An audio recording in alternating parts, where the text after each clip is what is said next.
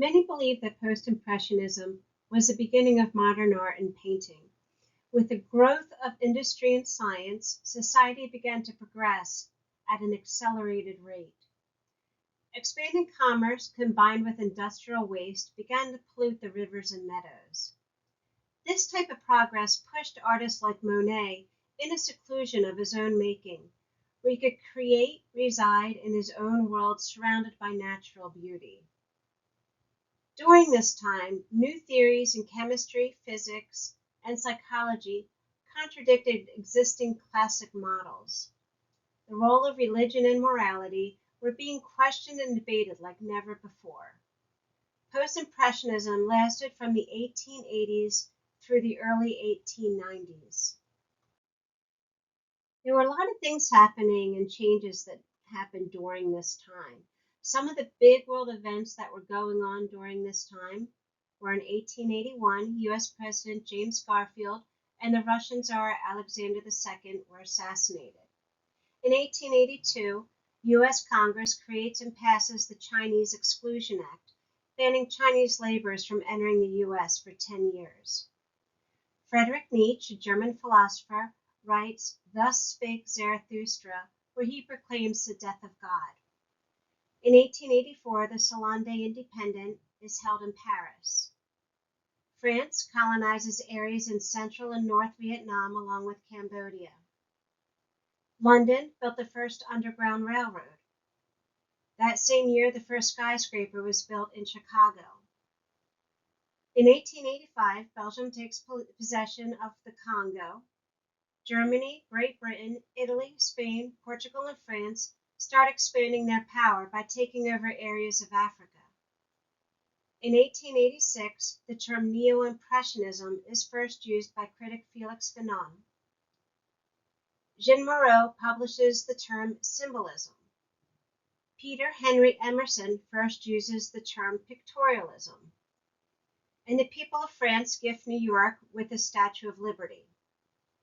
In 1887, more than 900,000 people died from the overflow of the Yellow River. In 1888, the Navy Group was formed. Jack the Ripper killed 6 women in London, and the first beauty contest was held in Belgium. In 1889, bicycling became popular internationally. The Exposition Universelle takes place, which Gustave Eiffel designs the Eiffel Towers. In 1892, Ford builds the first motor car. In 1894, Japan becomes a dominant power in the Far East. Also in 1884, a committee is organized for the first modern Olympic Games, which was held in Athens in 1896. As you can imagine, with all the changes in the world, artists were no longer satisfied with the traditional painting or even the beauty found in Impressionism. Artists were now looking for a new, more complete reality, not just in the outer world, but they also wanted to capture reality that represented and embodied the inner world of the mind and spirit. Even though Post-Impressionism learned from the Impressionist works, they strayed even further from traditional academia and created in a direction away from mass society and more in the direction of the avant-garde, which we will discuss later. George Seurat was a scholastic artist who studied classic art. He held a fascination with theories and principles of color organization. He believed that each color would impose its own complementary onto its neighbor. For example, if red is placed next to blue, then the red will cast a green tint on the blue, making the blue appear as if it were a greenish blue, and the blue makes the red appear to be a pale orange. So if you look, if the red were to appear next to this blue, then the cast of the red would make the blue appear to be a greenish blue. And again, if the blue were placed next to the red, then it would make the red appear to be a pale orange. Despite the fact that he made such an impact on the art world, he died at the age of 31 during the diphtheria epidemic. Here we see a Sunday afternoon on the Isle of La Grangette, made in 1884 to 86. This is also known as just the La Grangette. I often tell my students in my drawing and painting classes to do practice thumbnail sketches before and during their projects to help them problem solve drawing and compositional concerns along with color issues. This painting we are looking at by Seurat took over a year to complete. Seurat did 27 preliminary drawings and 30 color sketches. Here is one of his preliminary drawings, studying the couple using black Conte. Now, although Seurat was more scientific than the Impressionists were, he believed, as the Impressionists did, that in all nature was color, not neutral tones. Seurat created overall patterns of small dot-like brushstrokes in complementary colors that varied in size. Examples of complementary colors are violet and yellow, blue and orange, and green and red. Seurat referred to this method as divisionism, but it is more popularly known as pointillism. This method is also referred to as neo-impressionism. His work creates mosaic effect that, when newly finished, would impress the viewer by giving the illusion of glowing or vibrating colors. However, many of the pigments faded over the next decade, turning some of the bright orange to a brown and the emerald greens to a dull olive color, which eventually lessened the visual impact of his pieces. Paul Signac was a fellow artist student of Seurat, who was more socially conscious with his work. This is a portrait of Félix Fanon, who was a critic that first used the term neo-impressionism to describe the works of George Seurat and Paul Signac. This work was decorated with its spiral background and inspired by Japanese prints. Cézanne was a serious artist who wanted to express in paint ideas about the nature of art. His ideas would eventually prove to be groundbreaking and inspire future artists through the rest of modern art. Cézanne's father was a wealthy merchant, and although they didn't agree on everything, his father did support him financially. Cézanne was married, but would leave his family for extended periods of time, isolating himself with his work. Cézanne had an interest in painting objects around him and nature. One of his breakthrough paintings was the Bay at Marseilles in 1885. Here we see a view looking down onto the bay. If you look at the many Renaissance paintings containing landscapes, you get a feel of eternal space, of the landscape going on and on. But with this painting, Cézanne's horizon line appears to flatten. The buildings in the foregrounds are simplified cubes, with the right side of the buildings painted lighter to depict where the sun is. There's little, if any, atmospheric perspective. So, for example, atmospheric perspective would be more faded light colors in the background. The drawing would be a little bit more faded. And then in the foreground, there would be more contrast with warmer colors, more distinct drawing or painting. But with here, what he's doing is, if I could do a demonstration here, say this is a background receding back in space in the foreground here. Here, things would normally be vague, and they would be toned down, and they would be a little bit more gray, a little bit more fuzzy. In the foreground would be more distinct, warmer colors, things drawn in more detail. What he's doing is he's mixing it. So he's bringing a little bit of that forward and a little bit of that foreground back. And so he's putting it on the same plane. And by doing that, it's kind of going like this instead of like this. Okay, I don't know if that quite makes total sense or not, but I hope so. And what's happening here is this allows color planes to pass or slide into one another. The uniform blues seem to flatten instead of receding back in space. The recession of depth is further negated by the abrupt edges on either side of the canvas. This reads less as a traditional landscape and more as an arrangement of color and shapes on the surface. Cezanne would remove all irrelevant elements out of his paintings and focus on rebuilding the scenes as an independent painting. With Cezanne's still lifes, we can see the same concepts happening. Here, he's breaking down the objects into basic shapes and angles. If we look, we can see some inaccuracies happening. He would often spend a long time on his work, taking breaks for a few hours or days at a time. When he returned, he would not always sit in the same exact spot, giving him slightly different view of his still life. Or sometimes he would stand or move around and study different angles to the objects and incorporate that into the painting, even though that is not what one would see if looking at the still life from one specific location. In this painting of Mont Saint-Victor, we see in his use of color distribution and larger brushstrokes how Cezanne creates a harmonious, well-balanced painting. We can see how the landscape is starting to look almost entirely abstract. Now we're going to talk briefly about symbolism, which was a popular movement at the end of the 19th century. Symbolist artists were directly influenced by Romanticism. These artists allowed themselves to be more imaginative than Romanticism painters.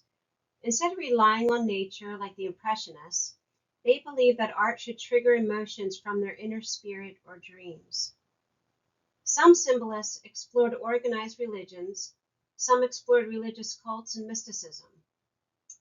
Gustave Moreau was a symbolist artist who was inspired by romantic painters such as Delacroix. In this painting, titled The Apparition, made in 1876, we see the beautiful jewel colors in her robe garment and the rich texture of the paint. Moreau was attracted to profound scenes of melancholy and morbid subject matter. Here he is giving us a scene of Salome from the Bible. Salome was a young princess who danced for her stepfather Herod. For her dancing, she demanded the execution of St. John the Baptist. The apparition of the head floating near the center of the painting, dripping with blood, is St. John the Baptist. There is a taste for the exotic in this painting. Salome came to be viewed in many paintings that were done of this and other artists as a femme fatale. A femme fatale is usually referred to as a dangerous, seductive, beautiful woman. Adeline Rodin was referred to as the Prince of Mysterious Dreams by one of his critics who liked the ambiguity in his work. He liked observing nature under a microscope and would often turn what he saw into fantastical images. Rodin enjoyed printmaking, and his etchings and lithographs became quite popular. His work was fantasy-driven, taking on dark, nightmarish, monstrous themes, along with tragic, romantic themes from literature. He once dedicated a portfolio of his lithographs to Edgar Allan Poe. One of these images is what we are looking at now, titled The Eye Like Strange Balloon Mounts Toward Infinity, made in 1882. Here we see an eye that is turned into a hot air balloon floating above a body of water. Now the base of the balloon, as we see here, and I'll show it to you right there, and here's a detail, is a skull sitting on top of a plate. The eye on the balloon right up here is looking up, and what it's doing is it's representing to the artist's divine contemplation. This pure concept seems uplifting. However, the skull weighs the balloon down, making it unable to reach its destination. This image fights itself, with the divine eye wanting to rise and the skull wanting to pull itself down into the dark, murky waters beneath. Henri Rousseau was not fully recognized as an artist till later in life. Many of the academic painters that he admired mocked his work for its naive style. His paintings were often rejected from the salon exhibits. However, he eventually developed a following of younger avant-garde artists. Now, avant-garde isn't one movement. When new art changes the way people think, it's considered avant-garde of that time. Rousseau gained exposure when Picasso bought one of his paintings at a junk shop. Picasso contacted Rousseau and had a dinner party in his honor. It's unclear whether Picasso truly admired Rousseau and/or his work, or if he had the dinner party to mock him. Either way, Rousseau gained a level of notoriety that had never experienced before. The younger artists liked the primitive aspect of his works. Rousseau's work was mistakenly naive. We see this throughout all his work. He never quite grasped the technique of giving weight to the figures or how to paint their shoes in proper perspective. His figures seemed to float. He did, however, have a certain sophistication in his pieces. We see this in the way he layers his trees in creating the woods in the background, along with his use of colors that created moods in his paintings. There is an imaginative otherworldliness, almost dreamlike quality in his paintings. In 1886, this painting, Carnival Evening, was accepted into the Salon des Indépendants. We can see the tedious detail in the trees, although the branches are typically done like this by self-taught artists. We see the moon up top, right, and how its light casts onto the clouds and overhang of the house. But the figures seem to be their own light source. One can easily see the dreamlike quality in his painting. In this painting, The Sleeping Gypsy shows us how well Rousseau learned to create moods in his work using few elements. This has an eerie, strange, magical feel to it. The open desert landscape allows us to quietly focus on the figure, line, and musical instrument. This painting was lost for several years and later recovered in a charcoal dealer's workshop in 1923. Rousseau's first solo exhibition was held the same year he died. It was exhibited in New York at the Alfred Stieglitz 291 Gallery. We will learn more about Alfred Stieglitz later in this semester. Now we're going to talk a bit about sculpture and Impressionism. Auguste Rodin was the first artist to introduce modern ideas to sculpture. The bodies he sculpted accentuated the weight of the physical existence while expressing raw emotion. Rodin educated himself on artists from the Middle Ages and Renaissance such as Michelangelo and Donatello. The figure, titled The Age of Bronze, was so well done that when it was exhibited at the Salon in 1877, viewers speculated if it was cast from a live model, which was not an acceptable way of sculpting at the time. The technique of casting from a live model didn't become acceptable till the 1960s. But to the surprise of many, his work was created entirely from visual observation. In 1880, Rodin received the largest commission of his career. He was to make an entranceway into the Museum of Decorative Arts in Paris. He chose to do scenes from Dante's Inferno, and there were 5 bronze casts made of this. We don't know if this is considered truly finished or not, but it was never installed at the Museum of Decorative Arts.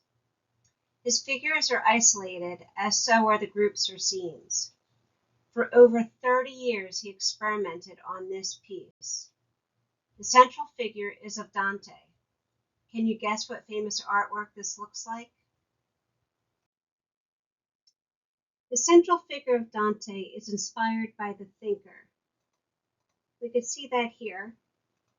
This is the thinker here, and we could see Dante right there. The thinker was exhibited and became one of his most well-known pieces. The main piece is full of figures and scenes of different sizes.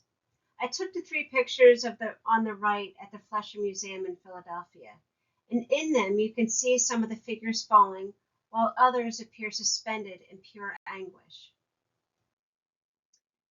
The 3 shades also became famous as an individual piece. And you can see right up here where they are located. And again, you can see the bodies he sculpted accentuated the weight of the physical existence while expressing raw emotions. The Brigaires of Calais was made in 1886, and it was made in a reaction to the French loss of the Franco-Prussian War.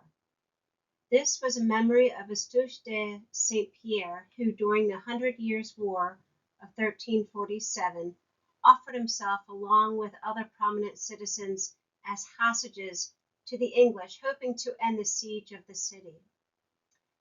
When we look at this piece, we see these hostages barefoot, with ropes around them, and one holds the key to the city. Rodin studied each figure independently and arranged them onto a low rectangular platform. These figures were not high on pedestals or placed on platforms above the viewer like many traditional sculptures. This piece was placed low on the ground, making it so the viewer can see directly these figures, making this piece more approachable and its meaning and emotion more personal. This piece, titled Thought, Camille Claudel, was a portrait of a female sculptor who was his assistant and his lover. Here, we only see her face, disembodied with a raw, rough surface where her torso doesn't exist. This contrasts beautifully against the smooth sensitivity of her face. Camille Claudel was originally known as the assistant and mistress of Auguste Rodin. She was said to have never recovered from her relationship with Rodin after they separated and was placed in a mental institution by Rodin and Camille's brother, who was a French poet, diplomat, and devout militant Catholic. Her brother kept her committed for 30 years until her death. There are a few movies made about her, most of them focus on the relationship she had with Rodin. But there is a movie that came out in 2013 titled Camille Claudel, 1915, that focused on her later years of her living in a mental institution. It had mixed reviews. Some say that it was painfully slow and boring, but I found the slowness to be powerful and compounding, reflective of her time locked away from society. She could not interact with the world or have a place to continue her creative work. The last 30 years of her life were spent isolated and lonely. It has been questioned that maybe she was sent away because her talent rivaled that of Rodin himself. Many of her works were either lost or destroyed over the years. It wasn't until after the 1980s that retrospectives of her work were held. Her works show the influence of her mentor Rodin, but it is also highly original. There were only a few female sculptors during this time, and most were not taken seriously. Claudel, however, was already exhibiting at the Salon by the age of 20, before entering Rodin's studio. Claudel was an accomplished portraitist, but her biggest strength was the innovative way she dealt with multi-figured compositions. This is one of her most well-known pieces, titled The Age of Maturity. The original work has been destroyed, and here we see three nude figures. The one on the right is a young woman desperately trying to hold on to the older man, who, as he turns, slips from her grip. The older man is now being taken by the older woman, who is turning him successfully away from the young beauty. It's a story about an older man moving towards old age and eventual death. Here are two more pieces by Claudel, where we can see how her work was both influenced by Baroque along with her mentor Rodin. You will see for yourself as you study the next chapter the influence that Camille Claudel's sculptures have on Art Nouveau artists. We are going to continue now back to painting. The works of Paul Gauguin can be associated with a couple different movements. One of the main ones is symbolism. Gauguin aspired to create mystery in his paintings. He wanted to remove himself from the modern industrial world. He viewed modern society as being corrupt and wanted to live in a non-industrial society, one that was more innocent, one that had a sense of mystery. He often compared painting to music, wanting to create harmony through color. His desires led him to primitive art. Primitive artists like Gauguin tried to connect with more pure, authentic societies that were non-Western and pre-industrial. They came to see simple cultures as more spiritual. In 1871, Paul Gauguin was a successful stockbroker in Paris. He was married with 5 children. He began painting as a hobby and collecting artwork, particularly contemporary artists like Cézanne. He soon became more serious about his painting and began exhibiting. He eventually lost his job, possibly in a stock market crash. In 1886, he separated from his family and chose to isolate himself and focus on his painting. When Gauguin was a younger child, he lived in Peru, and as he grew older, he had an attraction for exotic, faraway places.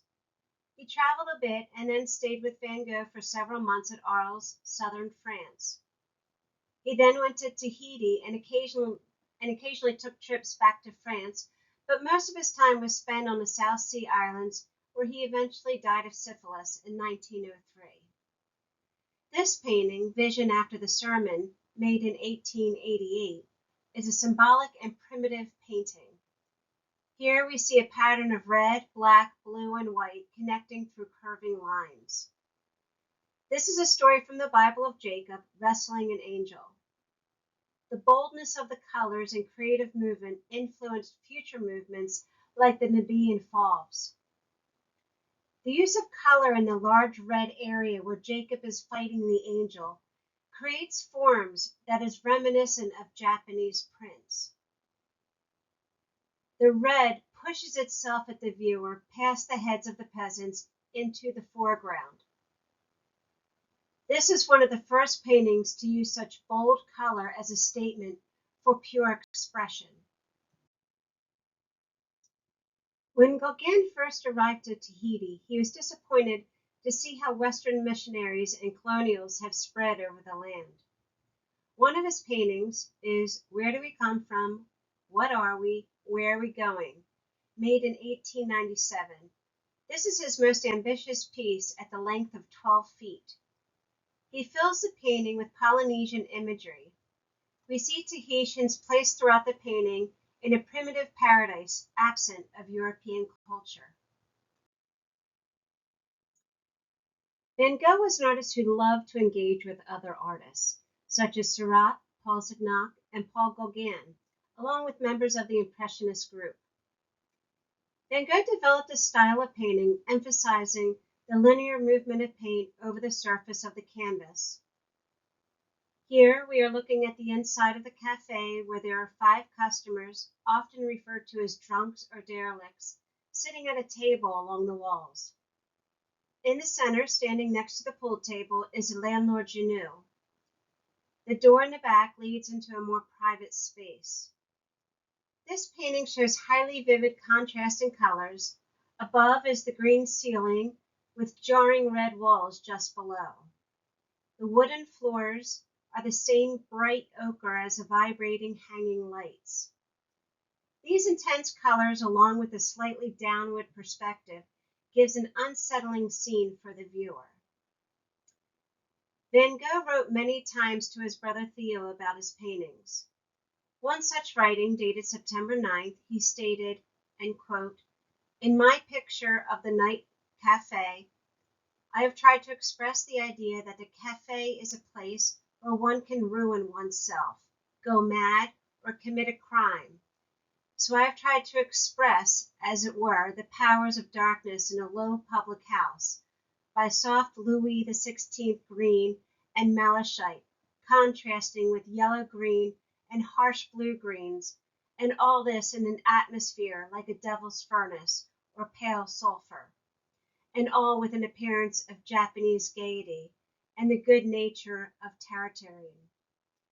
He continued later, stating, quote, "It is color not locally true from the point of view of the stereoscopic realist, but color to suggest the emotion of an ardent temperament," end quote.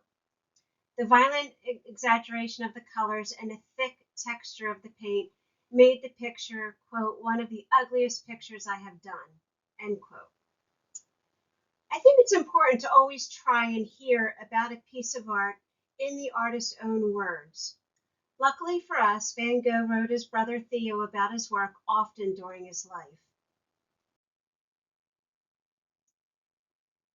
Van Gogh was a master colorist and was extremely expressive with his use of color and the texture and movement he created with his brushstrokes. Van Gogh dreamt of being part of an artist community and formed an exchange of self-portraits with other artists. Here, we see one of his self-portraits he gave to Gauguin. It's no secret that Van Gogh had emotional, neurological issues with bouts of seizures.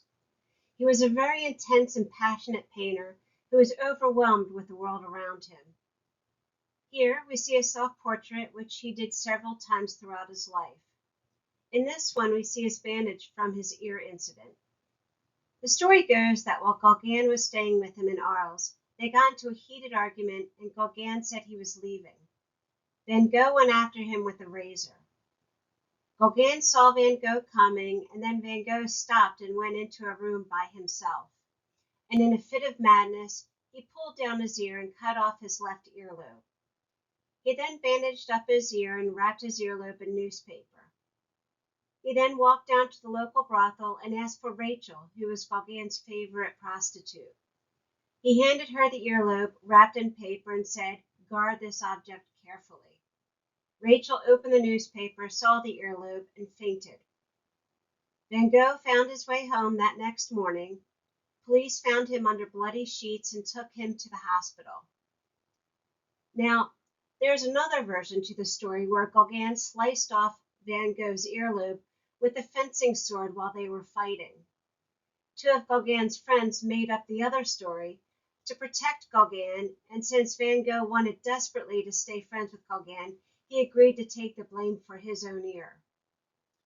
Now, these spectacular stories should not distract from what Vincent van Gogh has accomplished in his short 37 years of life.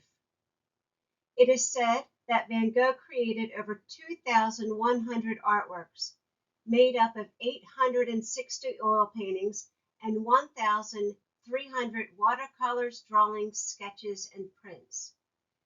He painted basically anything that was in front of him. Not only is this one of Van Gogh's most famous paintings, but it is one of the most famous artworks ever made, The Starry Night, painted in 1889. Van Gogh believed that there was an expressive emotional significance in the landscape. He painted this during his time at the sanatorium of Saint Remy in southern France.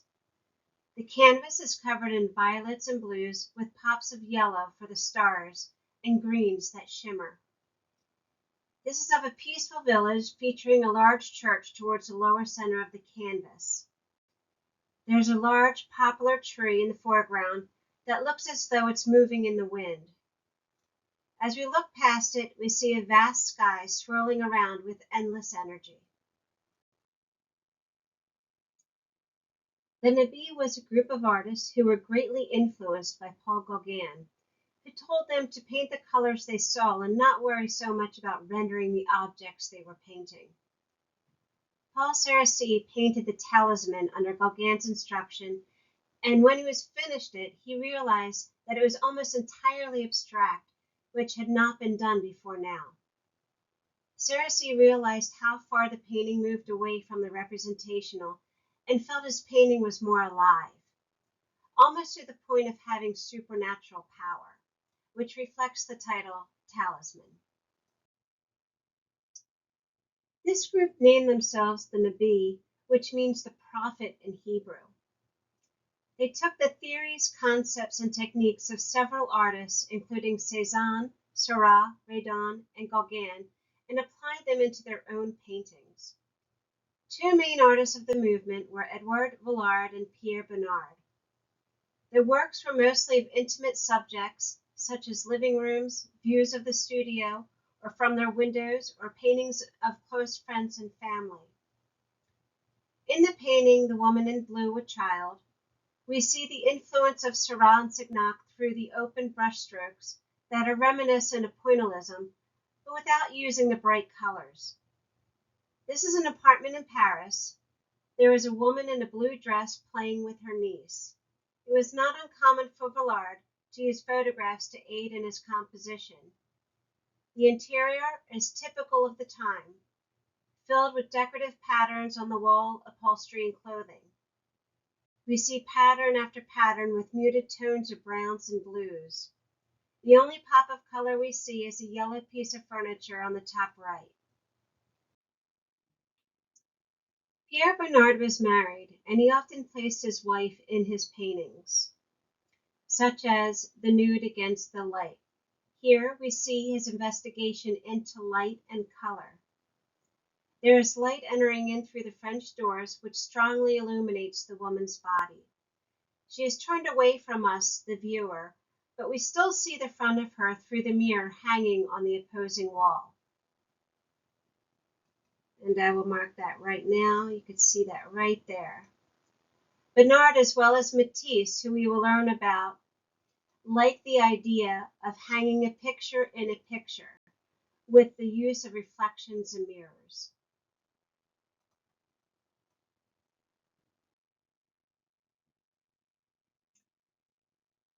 As Bernard continued to paint, his colors became brighter and more intense.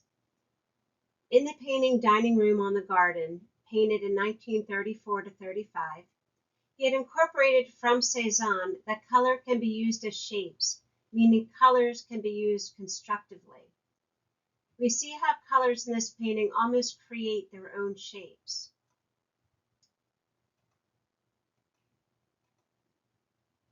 We see his wife Marthe over here, who seems to almost be absorbed into the wall behind her on the side of the canvas.